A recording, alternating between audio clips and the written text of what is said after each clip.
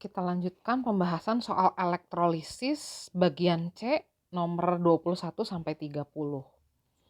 Nomor 21, perhatikan sel elektrolisis dengan elektrode grafit yang disusun seri berikut ini. Elektrode grafit itu sama aja dengan elektrode karbon, elektrodenya inert. Jika massa Zn yang diperoleh adalah 1,3 gram, itu pasti diperoleh dari katode sel 1. Maka massa Cr yang akan dihasilkan adalah massa Cr itu dihasilkan dari katode sel 2. Jadi kita tinggal membandingkan reaksi yang terjadi di katode sel pertama. Reaksinya kan tergantung dari jenis kation. Kationnya ion Zn2+. Ion Zn2+-nya mengalami reduksi seperti ini. Nah, nanti akan dihasilkan endapan Zn. Kalau di sel kedua, reaksi di katodenya itu tergantung dari kation. Kationnya kebetulan ion krom 3+. Jadi nanti reaksi yang terjadinya adalah reduksi ion krom. Nah, kalau Zn yang diperolehnya 1,3 gram, pertanyaannya berapa massa kromium yang ada di sini? Oke. Nah, kita bisa menghitung dulu di sini berapa mol Zn-nya. Caranya massa dibagi dengan AR. AR Zn-nya 65. Nah, jadi kita dapat jumlah mol Zn-nya itu adalah 0,02 mol. Berarti elektron yang terlibat di sel pertama itu adalah 0,04 mol. Karena koefisien elektronnya 2 kali lipat koefisien Zn. Nah, karena sel ini dirangkai seri, berarti elektron yang terlibat di sel kedua juga sama. Jadi elektron di reaksi ini juga 0,04 mol. Kalau begitu jumlah mol krom di sini berapa? Berarti 1/3 dikali 0,04 mol sesuai perbandingan. Nah, kalau ditanya berapa massa kromnya, berarti kita tinggal kalikan molnya dikali massa atom relatif krom. Jadi 1/3 dikali 0,04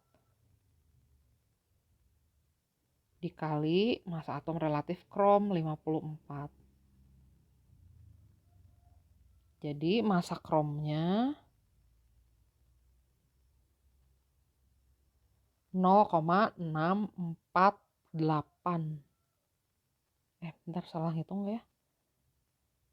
1/3 dikali 0,04 dikali 54, benar. 1/3, ntar ya, takut salah. Kali 0,04 dikali 54. Oh, sorry, 0,72.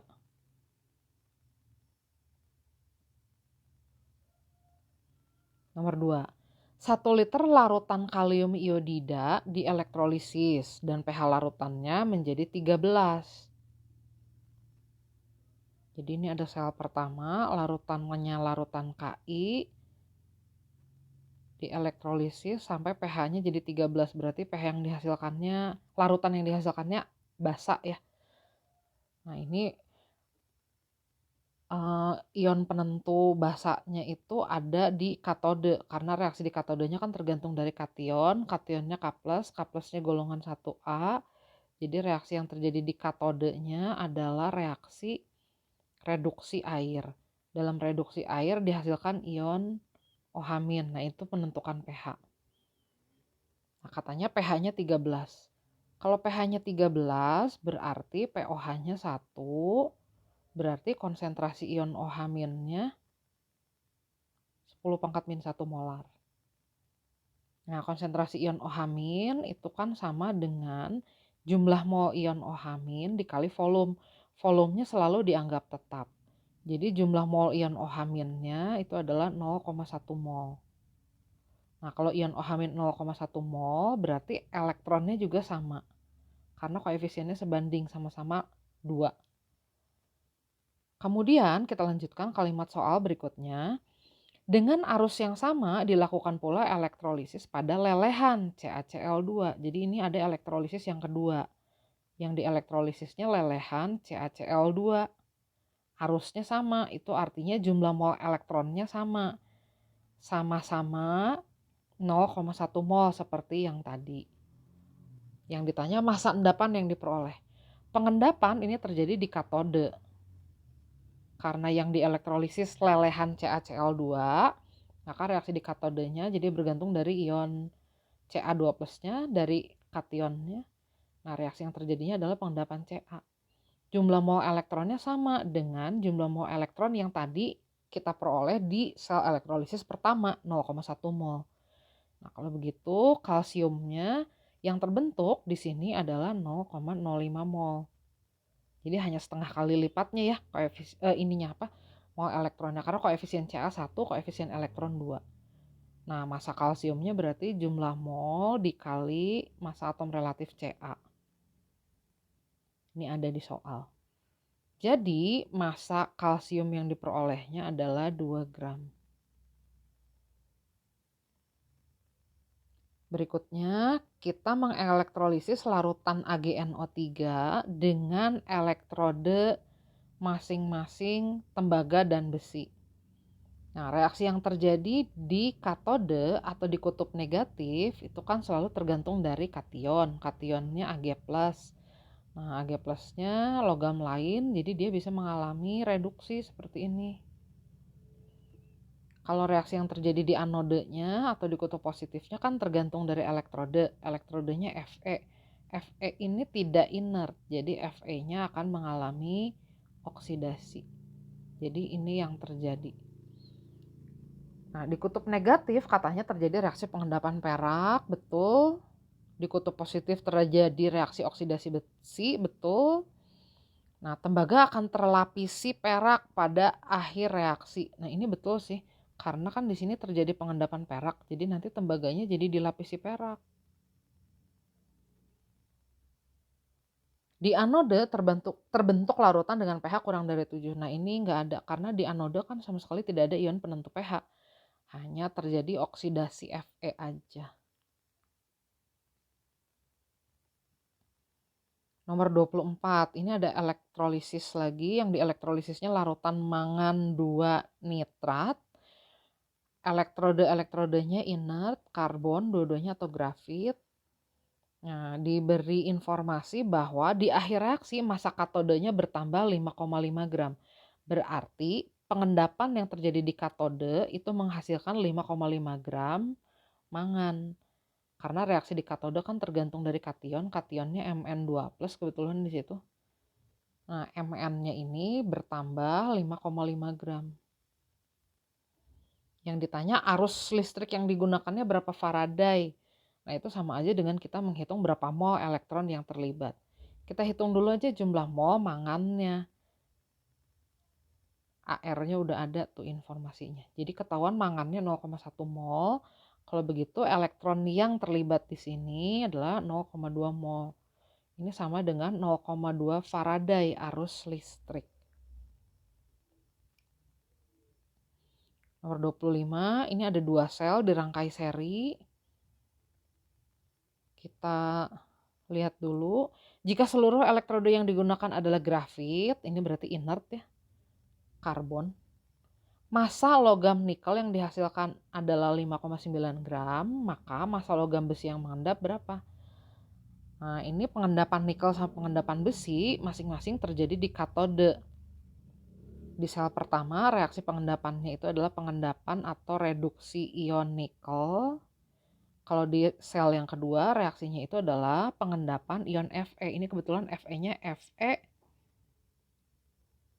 Ini sepertinya terbaliknya. Ini harusnya Fe2, SO4 3 kali.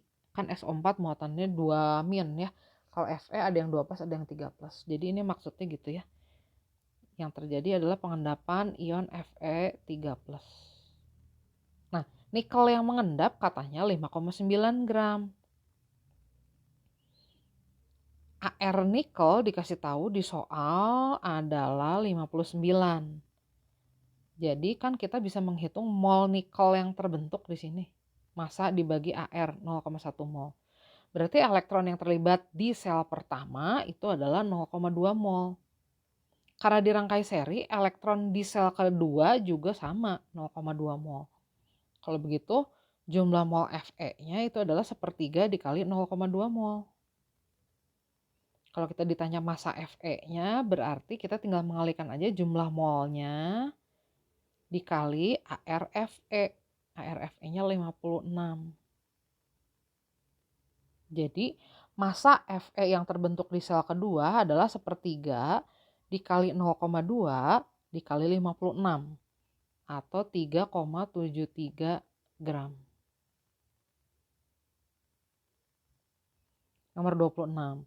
Elektrolisis zat yang akan menghasilkan hidrogen pada anode. Nah, ini yang dielektrolisis yang pertama lelehan NH3. Lelehan amonia. Yang kedua larutan Na2SO4.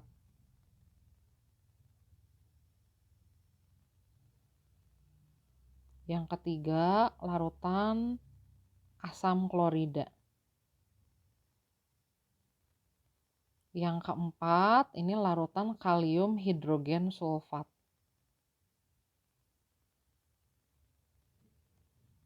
Yang keempat ini adalah lelehan natrium hidrida. Kita yang ditanyakan reaksi pada anodenya aja ya. Nah, reaksi di anode itu biasanya kan bergantung dari jenis anodenya apa. Karena nggak ada keterangan, kita anggap seluruh anode inert. Kalau seluruh anode inert berarti kita tinggal melihat anionnya. Nah, di sel yang A, anionnya itu ion OH-, berarti reaksi yang terjadi ini harus oksidasi ion OH-. Kalau di reaksi yang kedua berarti reaksinya oksidasi air. Oksidasi air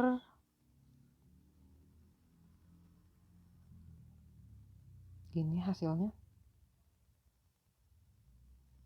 Di sel yang ketiga anionnya adalah Cl-, jadi reaksinya reaksi oksidasi ion Cl-. Di sel yang keempat anionnya beroksigen, jadi reaksinya yang terjadi di anodenya adalah oksidasi air, jadi sama seperti sel yang B. Nah, di sel kelima anodenya itu kan inert, anionnya ion H- di sini, ion hidrida.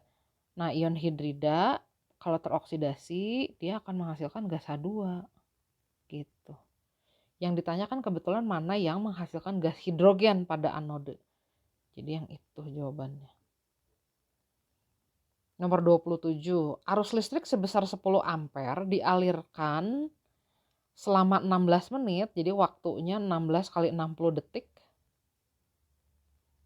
ke dalam larutan tembaga 2 sulfat dengan elektrode karbon. Elektrodenya inert. Kita ditanya massa karbon yang terbentuk di katode. Jadi kurang lebih diagram sel elektrolisisnya begini. Elektrodenya inert. Terus reaksi yang terjadi di katodenya pengendapan kation, kationnya Cu2+. Nah, kita ditanya berapa massa Cu-nya. Sebelumnya kita bisa menghitung dulu mol elektron. Caranya pakai hukum Faraday. Arusnya 10 ampere, waktunya 16 kali 60 detik. Dibagi 96.500. Jadi kita hitung dulu mol elektronnya 10 dikali 16 dikali 60. Dia bagi 10 dikali 16 dikali 60 dibagi 96.500. 0,099 nih kita bulatkan aja ya. 0,1. Aslinya 0,099 nih, kita bulatkan aja. Nah, kalau elektron 0,1 mol berarti tembaganya 0,05 mol. Pakai perbandingan. Massa tembaganya berarti jumlah mol dikali ArCu. AR-nya 63,5.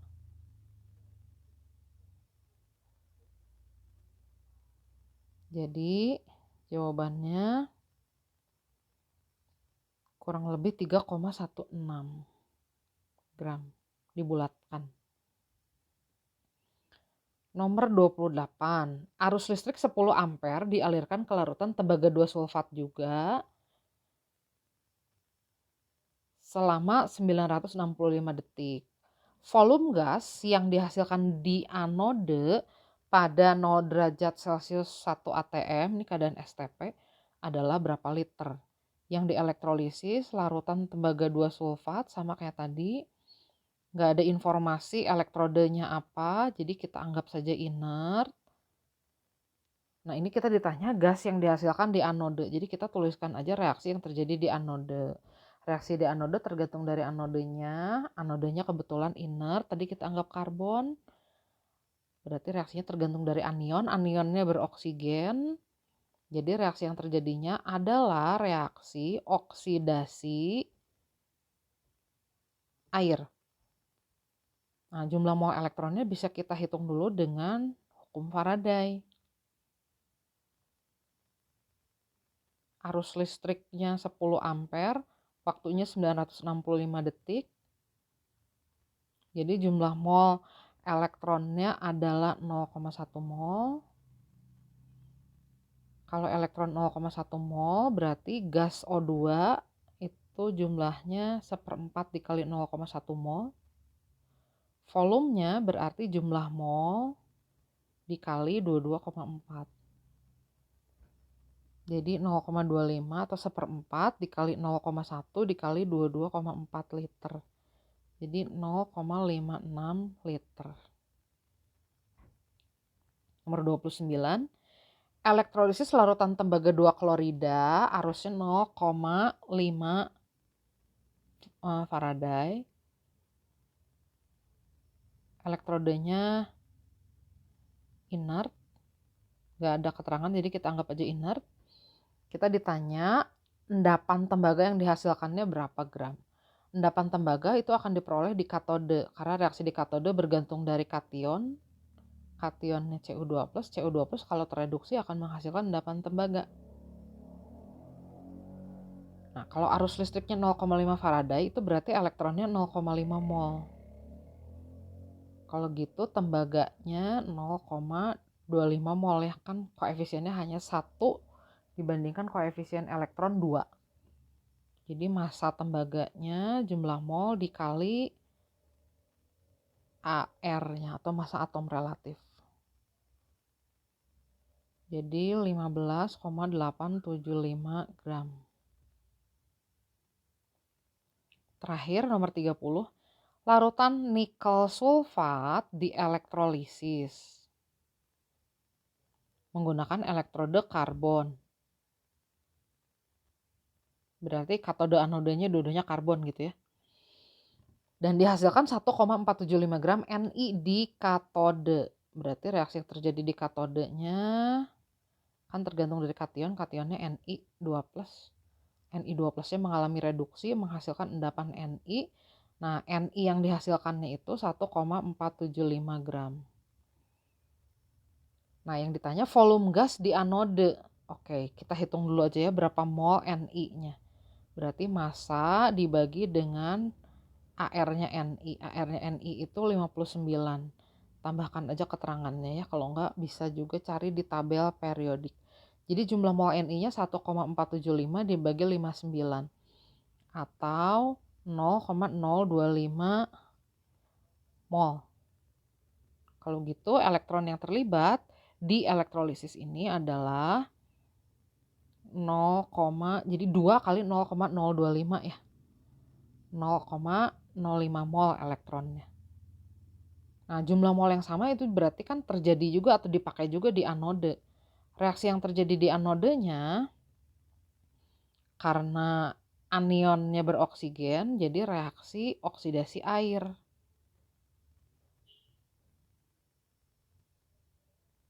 Nah, jumlah mol elektron kan harus sama di katode dan anode. Jadi di sini jumlah mol elektronnya juga 0,05 mol. Kalau begitu jumlah mol oksigennya 1/4 dikali 0,05 mol. Jadi oksigennya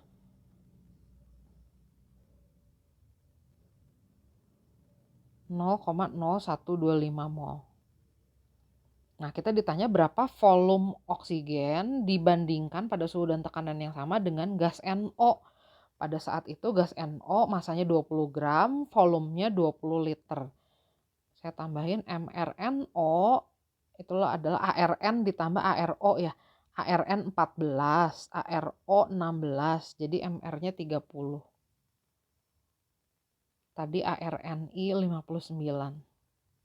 Nah, kalau ada dua gas dibandingkan pada suhu dan tekanan yang sama, berarti perbandingan molnya sama dengan perbandingan volumenya. Nah, kita membandingkan gas O2 ini dengan gas lain. Gas lainnya itu adalah nitrogen monoksida. Gas O2-nya udah tahu 0,0125 mol. Volumenya mau kita cari. Pembandingnya gas NO 30 gram dan MR-nya 30. Jadi jumlah molnya massa dibagi MR, 30 per 30 mol. Pada saat itu volume NO-nya 20 liter. Kalau kita hitung berarti volume O2-nya adalah 0,0125 dikali 20 ya. Jadi 0,375 liter atau 375 mililiter.